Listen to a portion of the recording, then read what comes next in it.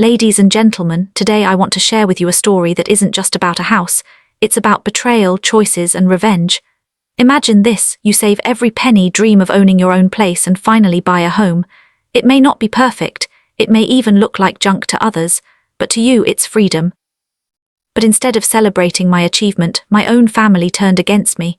Why? Because I refused to spend my hard-earned money funding my sister's luxurious retreat. They called my $900 house worthless. They kicked me out, humiliated me, and treated me like I didn't belong. What they didn't know was that the house they mocked would become the very weapon of my revenge, the diamond hidden in the dirt that would change everything. Ever since I was young, I dreamed of having something that was mine, something no one could take away, and something that represented freedom and independence. For most people, that dream looks like a perfect suburban home with a white fence, polished lawns, and shining windows. But for me, my dream wasn't about perfection. It was about ownership. I wanted to prove to myself that no matter how many times life knocked me down, I could build something from scratch, even if it meant starting small, even if it meant starting with something the world laughed at.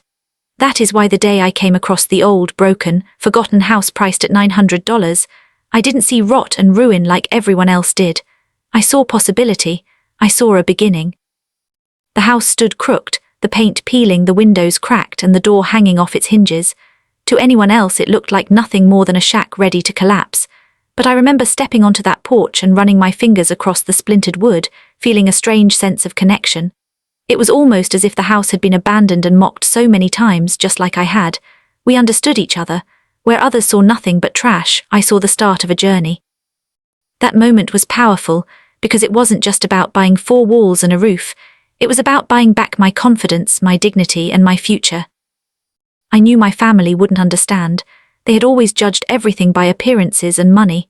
In their world, value was measured in vacations, retreats, and flashy expenses, not in the quiet satisfaction of ownership or hard work.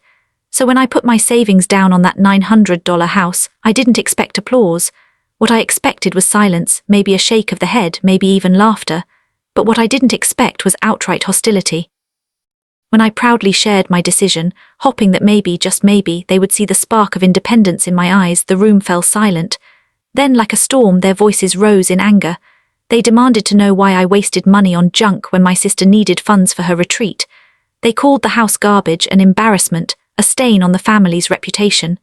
To them, it wasn't about my effort or my dream. It was about how I failed to prioritize their expectations. My mother looked at me with disappointment. My father shook his head in disapproval, and my sister smirked, already preparing to use the situation against me. But deep inside, I held on to the image of what that house could become. I remembered standing in that doorway, hearing the creak of the floor, feeling the weight of history in those walls, and imagining the future I could build within them. Every broken tile was a challenge waiting to be fixed. Every leaky pipe was a test of patience and skill.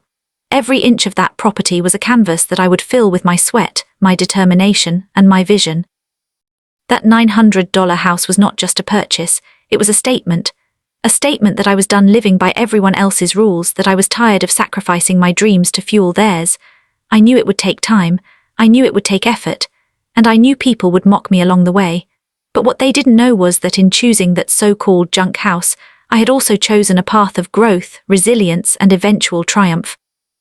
When the news of my purchase spread through the family, I expected criticism but not the hurricane of outrage that followed.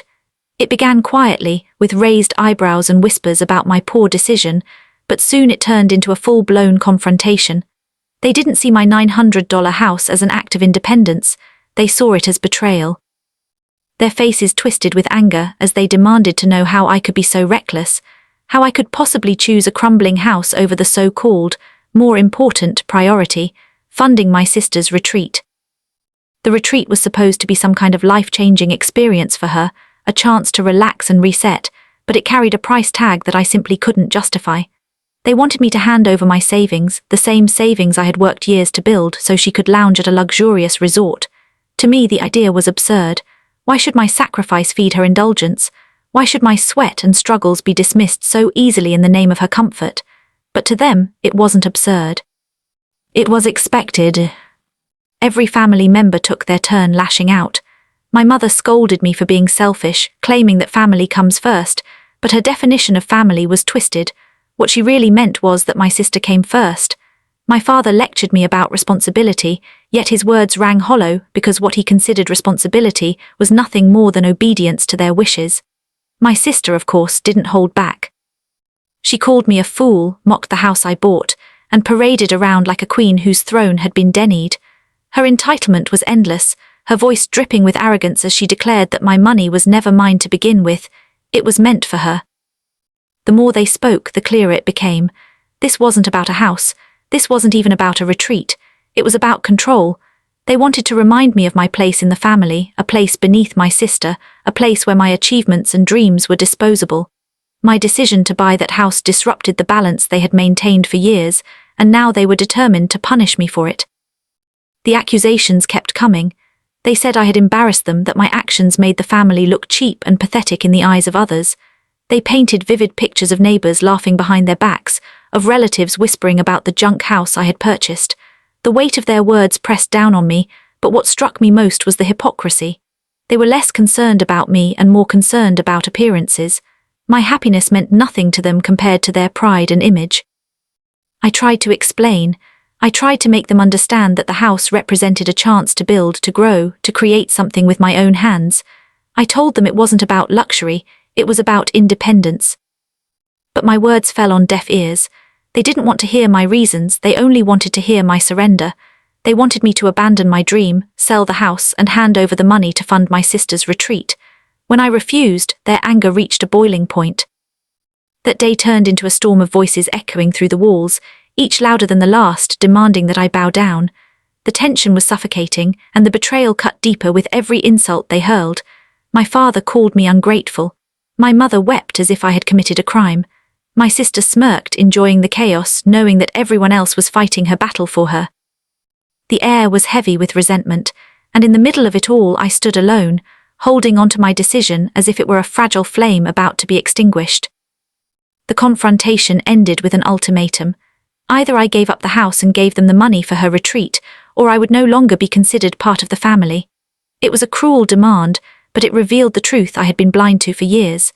Their love was conditional, their loyalty shallow, and their respect non-existent. All they cared about was maintaining the hierarchy that placed my sister above all else. The day everything finally collapsed around me is still carved into my memory with brutal clarity. After weeks of arguments, shouting, and constant blame, the family's patience snapped, and their decision was swift and merciless. They no longer wanted me under their roof. My refusal to give up my $900 house had turned me into an outcast. The humiliation of being cast aside by the very people I had called family was more painful than the harshest insult they had ever thrown at me. It wasn't just the words anymore. It was the action of being told that I no longer belonged, that I was disposable, and that my place in their lives could be erased as easily as crossing a line through a name. The moment they threw me out was filled with bitterness. My mother's eyes, which once offered comfort, now burned with anger. My father's stern face showed no sympathy, only judgment. And my sister's satisfied smirk told me everything I needed to know. This was exactly what she wanted all along. She had won, at least in their eyes. She had succeeded in painting me as the selfish rebel, the troublemaker who had chosen a worthless piece of property over family duty. As I stood there with my few belongings packed hastily into a bag, their voices followed me out the door, echoing with accusations of ingratitude and disgrace. There was no sympathy, no hesitation, no one pulling me aside to say that maybe I was right, maybe I deserved to chase my dream. It was as though years of my loyalty and sacrifices had been erased in a single moment. Everything I had done for them, every time I had put their needs above mine, meant nothing. My identity was reduced to this one act of defiance, and for that they stripped me of my place in the family. I walked away not just from a home, but from the illusion that I had people who would stand beside me when I needed them the most. The humiliation didn't end at the doorstep. Word spread quickly among relatives and neighbors because families like mine thrived on gossip. Suddenly I became the story people whispered about at gatherings. Did you hear? They kicked him out because he bought a junk house instead of helping his sister. The details twisted in every retelling, painting me as irresponsible, selfish, and foolish. It strung, not because strangers were judging me, but because those lies were fed by my own family. Instead of protecting me, they were the ones fueling the fire, eager to tarnish my reputation so no one would question their actions. I remember walking into that empty house for the first time after being kicked out. The silence was overwhelming, but it was also honest. Unlike my family's house, filled with fake love and conditional acceptance, this broken-down home didn't lie to me. Its cracked walls and dusty floors mirrored the brokenness inside me, yet in that brokenness there was also a strange sense of belonging.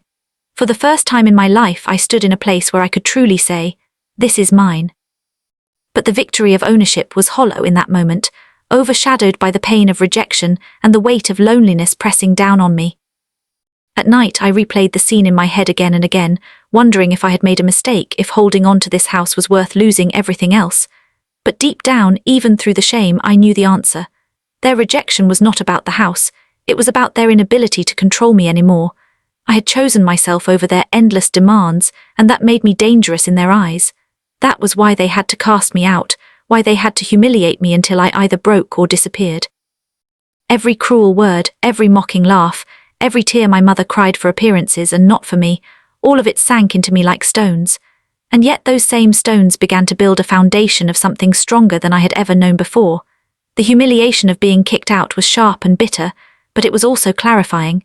It stripped away the illusions and forced me to see the truth about the people I had once trusted with everything. When I first stepped into the house after being pushed out of my family's world, it felt like I was staring at ruins. The walls were stained with years of neglect, the floors creaked under the slightest step, and the smell of dust and mold clung to the air. Most people would have turned away immediately, writing it off as unlivable, but I didn't see just the decay. Beneath the layers of dirt and broken pieces, I could sense something waiting to be uncovered. It was as if the house itself whispered that it wasn't done yet, that it still had life left in it, if only someone cared enough to bring it back. There was a kind of beauty in its brokenness. The chipped paint revealed the passage of time, the cracks in the walls told stories of storms survived, and the warped boards showed resilience after years of being abandoned. To me, it wasn't a junk house, it was a survivor, and in its survival I saw a reflection of myself. Just as I had been dismissed, mocked, and cast aside, this house had been left behind. Yet here we were, standing together, ready to prove that our worth wasn't defined by how others perceived us. The hidden potential was everywhere, though invisible to untrained or unwilling eyes. I could picture the living room glowing with warm light once the broken windows were fixed. I could see a sturdy roof shielding me from the rain once I replaced the leaking shingles. The backyard, though overgrown with weeds, had space that could be turned into a garden or a sanctuary. Every broken part of the house was not just a flaw but an opportunity. Where others saw ruin, I saw the bones of something strong. Something that could become a home filled with pride. I remember running my hands along the rough walls, feeling not frustration but determination. It would take time, effort, and more work than I had ever done before, but each challenge made the vision clearer in my mind. I knew there was hidden value here, not just in terms of money, but in the sense of achievement it would give me once it came to life. This house was my chance to build, to create something that would stand as proof of my choices, proof that I had been right all along to see worth where others saw only waste. Even in its worst state, I could imagine laughter echoing in the hallways, the smell of food cooking in the kitchen, the simple joy of waking up in a place that was entirely my own. That was the hidden potential no one else bothered to look for.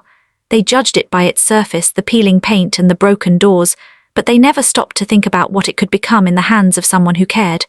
To them, it was junk. To me, it was a blank canvas waiting to be filled. The more time I spent inside, the stronger my bond with the house grew. I began to see details others would ignore, the sturdy foundation that held everything up, the thick wooden beams that had stood strong despite years of neglect, the original craftsmanship hidden beneath layers of wear.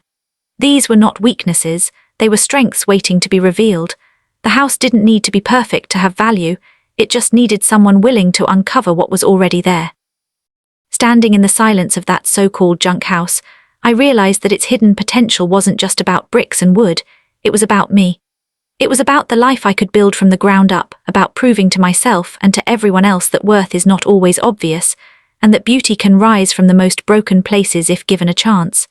The house was more than shelter, it was a promise of what could be achieved through persistence, patience, and vision, a promise only I seemed to understand.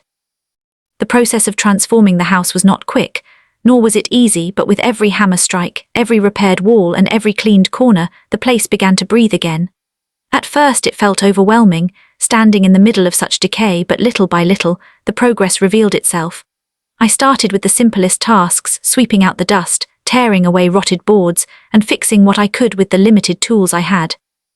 The early days were exhausting, my hands blistered, my back sore, and my clothes stained with dirt and sweat, but I pushed forward because every small change felt like a victory.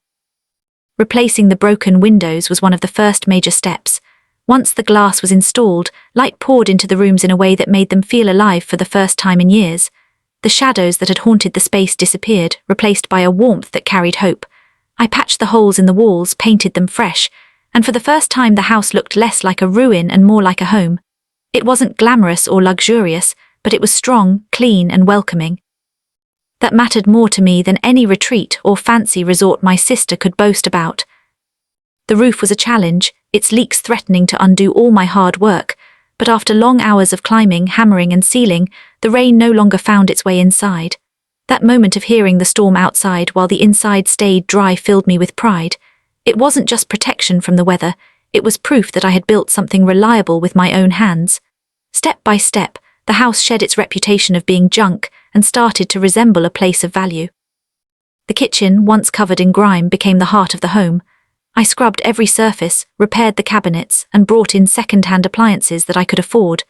They weren't shiny or new, but they worked, and when I cooked my first meal there, the smell of food filled the air and made me feel like I had truly created a living space.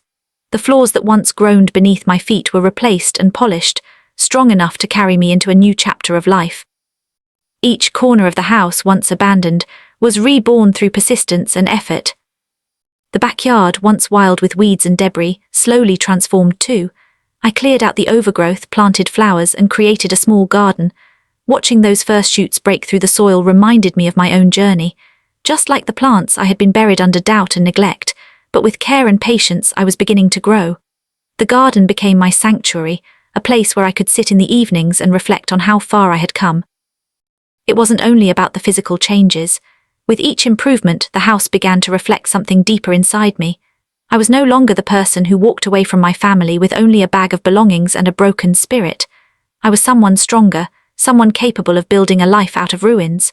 The transformation of the house mirrored my own transformation, proof that even when the world sees nothing but waste, there is always potential to create something beautiful. As the house took shape, others started to notice. Neighbors who once looked at me with pity or judgment began to see the results of my effort. What they had dismissed as junk was slowly becoming a place of value. Their whispers shifted from mockery to surprise, from laughter to curiosity. Some even came to ask how I had managed to do so much with so little. With every compliment, every nod of respect, I felt the weight of my family's rejection lessen. I had built something real, something they could no longer deny. The house that once symbolized humiliation now stood as a testament to resilience. Its transformation was not only visible in the walls and floors, but in the way it made me feel every time I stepped inside. It was no longer a ruin, it was a home, a creation born from rejection and turned into triumph through perseverance and vision. The day of reckoning came in a way I had quietly anticipated, but never fully prepared for. My family, who had mocked me, shamed me, and thrown me out of their lives for choosing what they saw as a worthless house, suddenly found themselves confronted by the undeniable truth. The house that they called junk was no longer an eyesore. It had become a symbol of resilience, hard work, and vision. Every board I repaired, every wall I painted, and every corner I nurtured stood as evidence that their judgment had been shallow. Their retreat had long been forgotten, but my house was alive, thriving, and shining as a monument to everything they underestimated. It started with whispers from extended relatives and neighbors who spoke about the incredible transformation. My name, once associated with shame in their stories, began to surface with admiration. They couldn't hide from the fact that the so-called ruin had become a home that drew respect. Eventually, curiosity pulled them in. My mother was the first to arrive, her eyes wide as she stepped inside.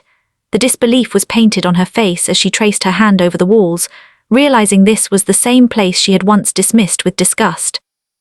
Her silence told me more than words ever could. She had expected me to fail, but instead she was standing in the middle of proof that I had succeeded. Not long after my father showed up. He tried to mask his reaction with stoicism, but the slight pause, the careful glances at every repaired detail betrayed him.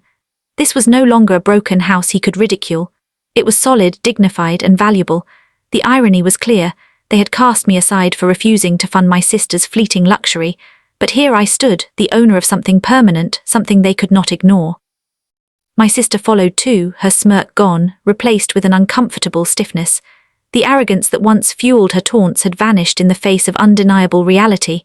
She tried to pretend it didn't matter, but her eyes darted across every corner, unable to hide her envy. The revenge was not in words but in presence. I didn't need to shout, argue, or remind them of their cruelty. The house spoke for me. Its walls echoed my perseverance, its structure embodied my strength, and its beauty revealed the truth they had tried so hard to bury. Each time they looked around, they were forced to remember how they had thrown me away, how they had laughed at my choice, how they had demanded that I sacrifice my future for my sister's comfort. Now the balance of power had shifted. The junk they scorned had become a jewel, and I was the one holding it. The realization hit them harder than any revenge I could have planned. They saw that the money they wanted me to waste on a temporary retreat had instead built something lasting. They saw that their judgment had been wrong, their arrogance misplaced, their rejection baseless. It wasn't just about a house anymore. It was about the undeniable fact that I had proven myself, and in doing so I had exposed their selfishness. They were the ones who looked small now, not me. People from the community began to treat me differently. They praised my vision, admired my determination, and respected my results. Invitations that once excluded me began to arrive. My family, realizing they had no control over the narrative anymore, tried to soften their stance. They wanted to erase the memory of what they had done, to rewrite the story so that their cruelty was forgotten. But the house stood as a reminder that could not be erased.